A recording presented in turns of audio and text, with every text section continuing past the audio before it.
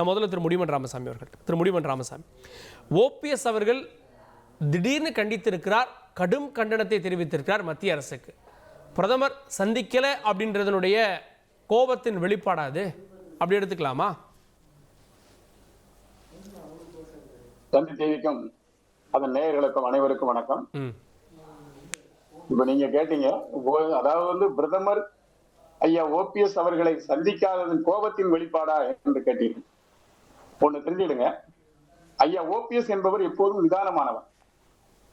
அவர் மக்கள் பிரச்சனைக்காக, மாநில பிரச்சனைக்காக எந்த நிலையிலையும் உரிமை குரல் எழுப்புகிறவர். அந்த உரிமை குரலைத்தான் இன்று எழுப்பியிருக்கிறார். அது கண்டனம் என்று நீங்கள் சொல்லியிருக்கிறீர்கள். நாங்கள் அதை மத்திய அரசுக்கு ஒரு வேண்டுகோளாக கல்வி நிதியை ஒதுக்குங்கள் என்று வேண்டுகோளாக விடுத்திருக்கிறாரே தவிர கண்டனமாக விடுத்திருப்பதாக நாங்கள் விடுக்கவும் இல்லை. அப்படி கடும் கண்டனத்திற்குரியது அப்படின்னு அந்த வார்த்தைகள் இடம்பெற்றிருக்கு சார்.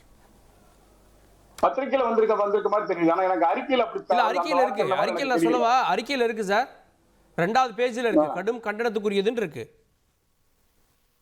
அதனால அவர் எப்பவுமே நிதானத்தை கடைபிடிப்பவர் அப்படிங்கறதெல்லாம் நீங்க பாத்துக்கணும். அதனால ஒண்ணு சொல்றேன், ஐயா ஓபிஎஸ் அவர்களை பொறுத்தவரையில் இன்றைக்கு புயலுக்கு நடுவே சிக்கிய தோணியை போல் வலம் வந்து கொண்டிருக்கிறார் என்று நீங்கள் அரசியல் பார்வையாளர்கள் எல்லாம் அவர் மீது ஒரு தவறான பிம்பத்தை கட்டமைத்துக் கொண்டிருக்கிறீர்கள். எங்களை பொறுத்தவரையில் நாங்கள் அப்படி இல்லை.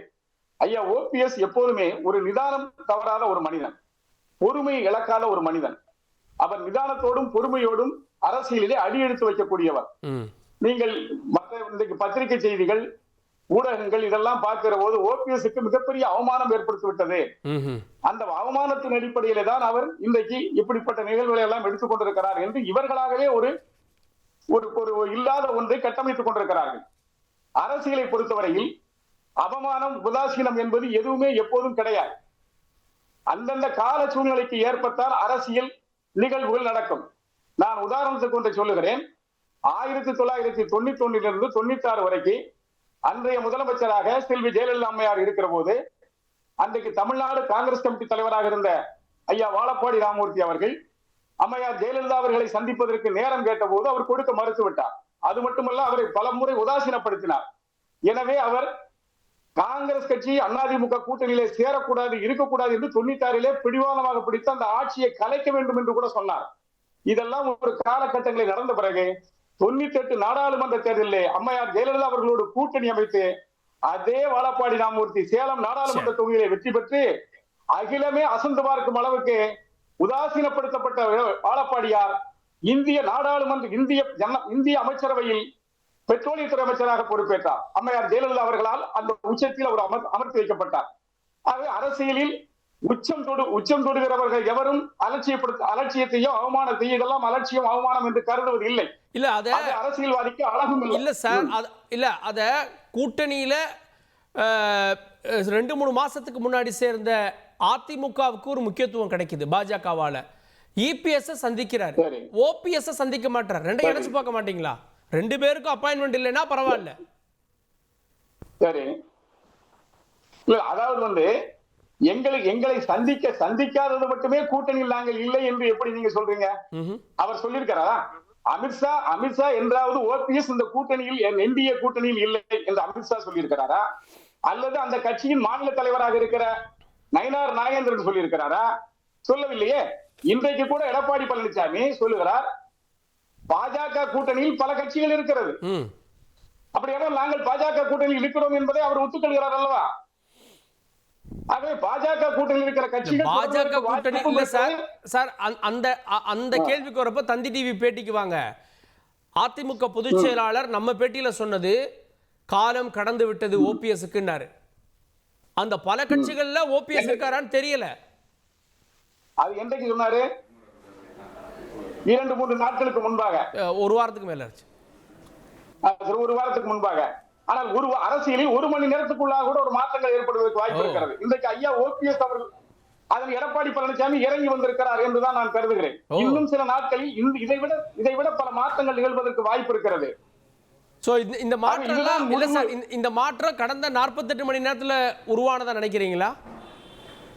நிச்சயமாக காலம் இன்னமும் கடந்து விடவில்லை, நேரமும் எங்களை ஏமாற்றி விடாது என்று நாங்கள் நம்புகிறோம். நிச்சயமாக நம்புகிறோம். கேட்போம். அதனால கேட்போம். அவர் மற்ற விருந்தினர்களுடைய பார்வை வாங்கிட்டு வந்துடுறேன். அரசியல் விமர்சகர் திரு பொன் வில்சன் இணைந்திருக்க நிகழ்ச்சிக்கு அவரை வரவேற்கிறேன். நான் திரு கோட்டீஸ்வரன் அவர்கள்ட்ட. திரு கோட்டீஸ்வரன், ஓபிஎஸ் அவர்களுடைய பொறுமையை சோதித்திருக்கிறதா பாஜக? அவர் நிதானம் தவறியதில்லை, அதிலிருந்தும் பேசாதவர், அவரே கடும் கண்டனம் அப்படின்னு பாஜகவுக்கு எதிராக, மத்திய அரசுக்கு எதிராக இந்த அளவுக்கு கண்டனத்தை தெரிவிக்க பின்னணியில் என்ன நடந்திருக்கு? பின்னணியில் நிறைய அரசியல் நடந்திருக்கு, ஒவ்வொன்றா பார்ப்போம். முதல்ல இந்த அறிக்கையானது, ஐயா ஓபிஎஸ் அவர்களோட அறிக்கையானது நிறைய உண்மைகளை தமிழக மக்களுக்கும் நாட்டு மக்களுக்கும் காட்டியிருக்கு. உண்மை 2151 கோடி மாணவர்களுக்கு வர வேண்டிய பணம் வரல. அதாவது எங்கள் அரசியல் தான் முக்கியம், மத்திய அரசு இருக்கட்டும், மாநில அரசு இருக்கட்டும், மாணவர்கள் படிக்கட்டும், படிக்காமல் போட்டால் அதை பற்றிலாம் கவலை இல்லை, பணம் கொடுக்க மாட்டேன் அப்படின்னு சொல்லிட்டு மத்திய அரசு அடம் பிடிக்கிறத ஐயா ஓபிஎஸ் அவர்களே கூட்டணியில் இருக்கிறவரே சொல்லும்போது அதை நம்ம அப்படியே 100% விழுக்காடு எடுத்துக்கலாம். பிரச்சனை. இரண்டாவது பிரச்சனை மாணவர்கள் பாதிப்பு. இது ரெண்டாவது பிரச்சனை, மாணவர்களோட பிரச்சனை. மூணாவது, ஓபிஎஸ் ஐயா அவர்களை உதாசீனப்படுத்திட்டாங்க அப்படின்னு சொல்லிட்டு இன்றைக்கி ஊடகத்தில் வருது, அவங்க ஆதரவாளர்களும் சொல்கிறாங்க. அது காலம் மாறும், காலம் பதில் சொல்லணும். இது மூணாவது விஷயம். நாலாவது ரொம்ப முக்கியமான விஷயம், ஐயா ஓபிஎஸ் அவர்கள் ஒரு பொறுமைசாலி, அதெல்லாம் இருந்தாலும் இது கிட்டத்தட்ட பெரியார் மண்ணு, சுயமரியாதைன்னா கொஞ்சம் முக்கியம் அப்படின்னு அந்த கோவத்தை வெளிப்படுத்தி அந்த அறிக்கையை விட்டார். அந்த அறிக்கையில் பார்த்தீங்கன்னா முன்னாள் பார்த்தீங்கன்னா பாக்கியம்ன்றாங்க. அதாவது கொஞ்ச நாளைக்கு முன்னாடி ஐயா அமித்ஷா அவர்களையோ இல்லை அவர் பாரத பிரதமர் மோடி அவர்களை சந்திக்கிறது, கிட்டத்தட்ட பாஜக தலைவர்களை சந்திப்பது பாக்கியம்ன்றாங்க. ஒரு 3 நாள் 2 நாள் கழிச்சு என்ன ஆகுதுன்னா அந்த துணி மாறுகிறது, கடும் கண்டனம்ன்றாங்க. ஓபிஎஸ் அவர்கள் எப்பவுமே ஒரு கடின வார்த்தைகளோ இல்லை ஒரு ஆக்ரோஷமான வார்த்தைகளை பயன்படுத்த மாட்டார். ரொம்ப பொறுமையாக நிதானமாக தான் பண்ணுவார். அப்போது பொறுமையாக இருக்கிறவரையே பாஜக கண்டுகொள்ளாமல் விட்டதுனால அந்த கோவத்தினுடைய வெளிப்பாடாக அதை நான் பார்க்குறேன். இதில் மாணவர்கள், அதாவது அந்த அறிக்கையை நீங்கள் படித்து பார்த்தீங்கன்னா அது அன்பில் பொய்யாமொழி மகேஷோட அறிக்கையா இல்லை ஐயா திரு ஓபிஎஸோட அறிக்கையானே உங்களுக்கு புரியாது. ரெண்டும் ஒரே மாதிரி இருக்குது. அப்போ திமுகவோ இல்லை அமைச்சர், பள்ளிக்கல்வித்துறை அமைச்சர் பேசக்கூடிய ஒரு தொனியில் ஐயா ஓபிஎஸ் பேசியிருக்கார், வரவேற்கிறோம். பட் அது கடும் கண்டனம் அதோடு நிற்குதுன்னு பார்த்தா இல்லை பணத்துக்கு வேண்டி நாங்கள் கடும் கண்டனம் தெரிவிக்கிறாங்க அப்படின்றாங்க. அப்போது இது இந்த இதில் என்ன பார்க்கணுன்னா, ஐயா எடப்பாடி பழனிசாமி அவர்கள் இறங்கி வராரு அப்படின்ற மாதிரி ஒரு பதிவு ஒன்று வருது. எனக்கு தெரிஞ்சு அதுக்கு வாய்ப்பு இல்லைங்க. காரணம் என்னன்னு பார்த்தீங்கன்னா, அவரை பொறுத்தவரையிலும் ஒரு 5 பேர் அவருக்கு பிரச்சனையாக கருதிட்டாரு. அதுக்கு ஒரு சில முடிவை எடுத்துட்டார். குறிப்பாக சொல்லணும்னா ஐயா ஓபிஎஸ் அவர்கள், செங்கோட்டையன் அவர்களும் நடுவில் கொஞ்சம் பிரச்சனை அது சரி செய்யப்பட்டு ஓரளவுக்கு இருக்குது. மூன்றாவது சசிகலா அவர்கள், நான்காவது டிடிவி தினகரன், அண்ணாமலை அவர்கள். இந்த 5 பேருக்குமே எடப்பாடி பழனிசாமி அவரோட ஆதிக்கத்துக்கும் அவரோட அந்த பொதுச் செயலாளர் பதவி அந்த முடிவெடுக்கிறதுல பிரச்சனை இருக்குன்றப்போ அவர் என்ன பண்ணுறாரு, அவங்களெல்லாம் சரிக்கு சமமாக ஆடி ஒவ்வொருத்தரையாக வீக்கின் பண்ணுறாரு. அண்ணாமலை அவர்களுக்கு முன்னாடி இருந்த அளவுக்கு இன்றைக்கி செல்வாக்கு பாஜக இருக்குன்னு கேட்டிங்கன்னா இல்லை. அதற்கு நன்றி உபயம் ஓபிஎஸ் அல்ல இபிஎஸ். ஏன்னா அவரோட வார்த்தைகள் அந்த மாதிரி. கூட்டணியில் இருக்கும்போதே அதிமுக பற்றி குறை சொல்கிறது, கூட்டணி வேணுமா வேணாமன்னும் போது ஊழல் பட்டியலெல்லாம் வெளியிடுவேன், அதிமுக தலைவர்கள் பற்றிலாம் பேசுனார். அதற்கு பரிசாக தான் இன்றைக்கி அண்ணாமலை அவர்களுக்கு போதிய முக்கியத்துவம் இல்லை. அதேமாதிரி டிடிவி தினகரன் அவர்களோட கடந்த சில காலங்களில் பிரச்சனை இருந்தது. ஆனால் தந்தி டிவியோட தொலைக்காட்சி நீங்கள் சொல்கிறீங்க பாருங்களா, அதில் ரொம்ப நுனி அரசியல் இருக்குது. நெறியாளர் அறி கேட்குறாரு, அந்த கேள்விக்கு ரொம்ப சாதுரியமாக அழகாக பதில் சொல்கிறாங்க. என்னன்னா, ஒன்று காலம் பதில் சொல்லும், அது டிடிவி தினகரனுக்கு தேவைப்பட்டால் நாங்கள் சேர்ந்துக்குவோம். ஒன்று காலம் கடந்து விட்டது, அதாவது ஒன்று நிகழ்காலத்துலேயும் ஒன்றை இறந்த காலத்துலேயும் வைக்கிறாரு. அப்போ என்ன அர்த்தம்னா, ஒன்று முடிஞ்சு போச்சு, இன்னொன்று ஓப்பனாக இருக்குது. இதை விட அரசியலில் தெளிவாக சொல்ல முடியாது. உடனே இது இங்கே நடக்குதுங்களா?